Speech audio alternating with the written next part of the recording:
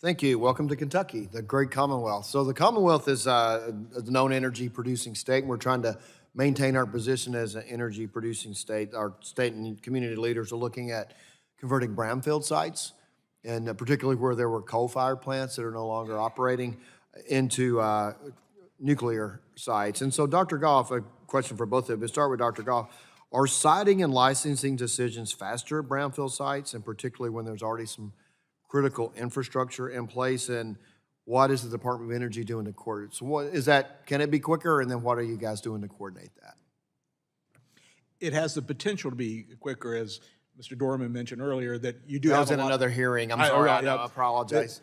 that there's a lot of characterization already for those existing sites. So you could rely on those to help support, the environmental reviews on it as well. I mean, the department is supportive of those type activities. We did issue a report last year that really did a detailed look at trying to identify brownfield sites around the country and look at, which ones are very potentially viable.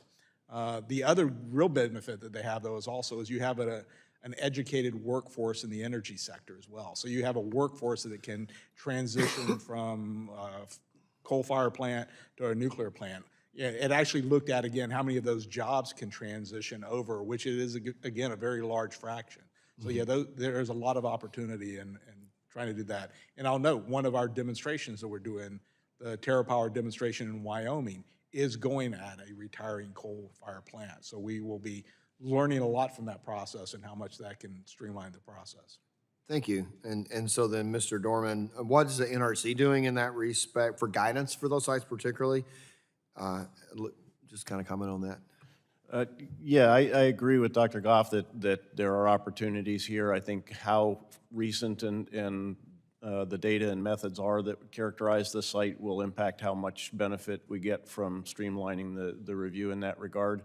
There's also unique issues at a coal site that potentially that the coal ash contains naturally occurring radioactive material that's been concentrated that needs to be characterized and considered in planning for a nuclear facility there and ultimately for the closure of that facility and the cleanup of it.